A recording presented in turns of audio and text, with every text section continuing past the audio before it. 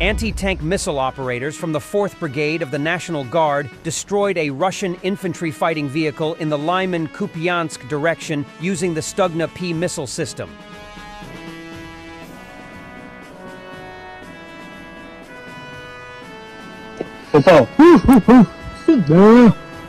Ukrainian FPV drone collapses a house with Russian servicemen inside.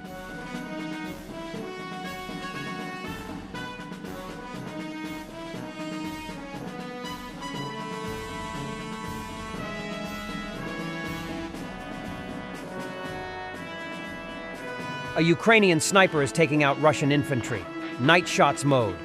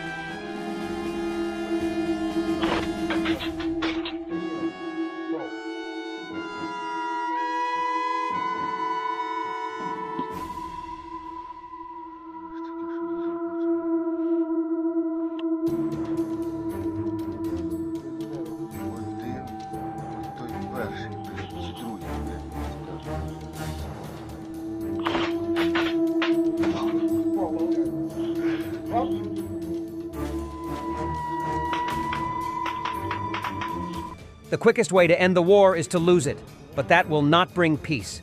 It will bring Russian occupation, said NATO Secretary General Jens Stoltenberg. He urged to give Ukraine more weapons. The paradox is that the more weapons for Ukraine we are able to deliver, the more likely it is that we can reach a peace solution, he added. We all want this war to end. The quickest way to end the war is to lose it.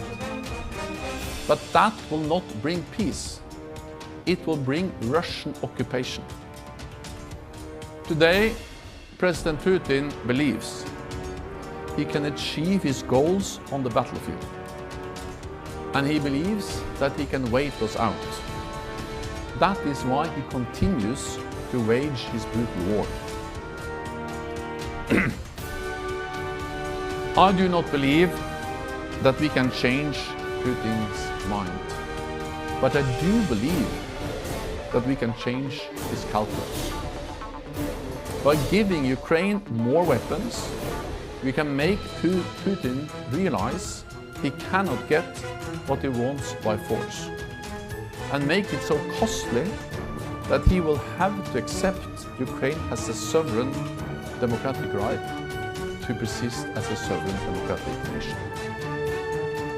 The paradox is that the more weapons for Ukraine we are able to deliver, the more likely it is that we can reach a peace. Professor Timothy Snyder highlights the West's absurd red lines in Russia's invasion of Ukraine, which I believe is a direct result of Kremlin's successful active measures to brainwash the leaders of the West over decades. Part of being an empire is controlling the discourse, and to a large degree the Russians have been able to control the strategic discourse, setting up for us new rules in war which have never existed before. Like, for example, that when you invade another country, the entire war should take place on the territory of the country you've invaded. No one has ever said that before because it's completely absurd, and yet somehow it's been accepted in the United States as normal that this war should be fought on Ukrainian territory. There is no precedence for that kind of idea.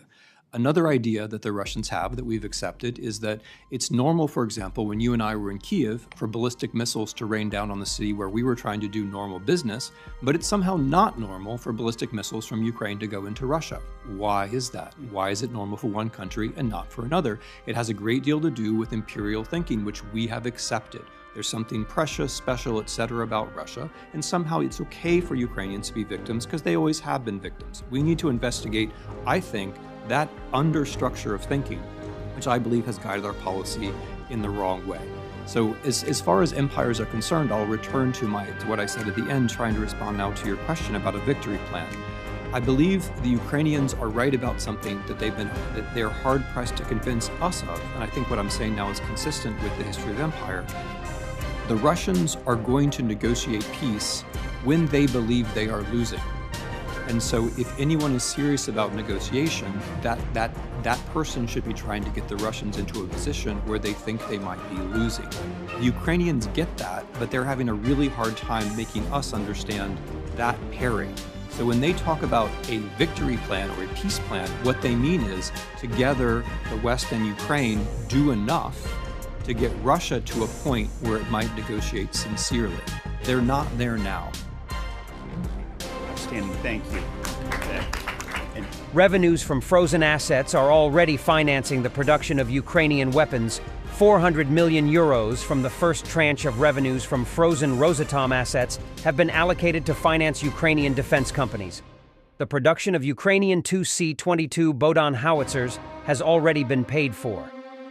U.S. Deputy Pentagon Press Secretary Sabrina Singh reconfirmed U.S.'s position on not allowing Ukraine to strike deep inside Russia at this point. I want to point out, and what the Secretary has said, as someone that has significant experience on the battlefield and understands how these things knit together, the Secretary, whenever he talks about this, we have been very clear. It's not a silver bullet. It's not one capability that's going to win the war or suddenly, unlock something for the Ukrainians. It's how all the weapons, all the systems knit together and how the Ukrainians employ those together on the battlefield. That is how they are going to be successful.